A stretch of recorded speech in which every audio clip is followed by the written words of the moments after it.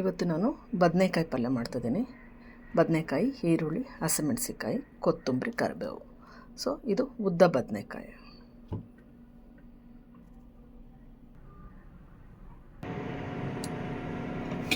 ಸ್ವಲ್ಪ 1 ಟೇಬಲ್ ಸ್ಪೂನಷ್ಟು ಆಯಿಲ್ ಹಾಕ್ಕೊಳ್ಳಿ. ಸಾಸಿವೆ ಮತ್ತು ಜೀರಿಗೆ, ನಂತರ ಕಡಲೆಬೇಳೆ, ಉದ್ದಿನಬೇಳೆ, ನಂತರ ಕರಿಬೇವು, ಈರುಳ್ಳಿ, ಹಸಿಮೆಣಸಿನಕಾಯಿ.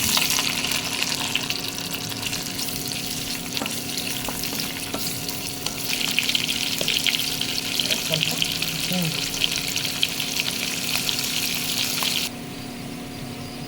ಈಗ ಬದನೆಕಾಯಿ.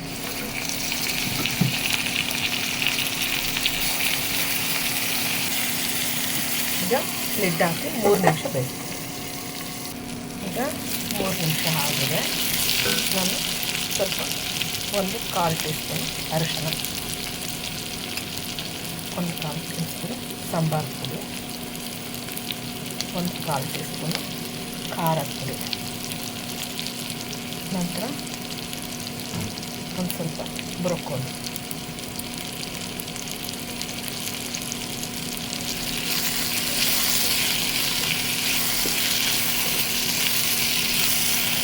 ಟೀ ಸ್ಪೂನಷ್ಟು ಇಂಪೀರಿಯಲ್ ಸಾಸ್ ಹಾಕ್ಕೊಳ್ತಾ ಇದ್ದೀನಿ.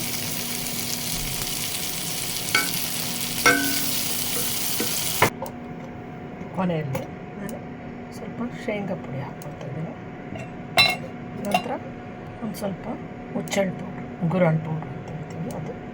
ನಂತರ ಸ್ವಲ್ಪ ಕೊತ್ತಂಬರಿ ಸೊಪ್ಪು.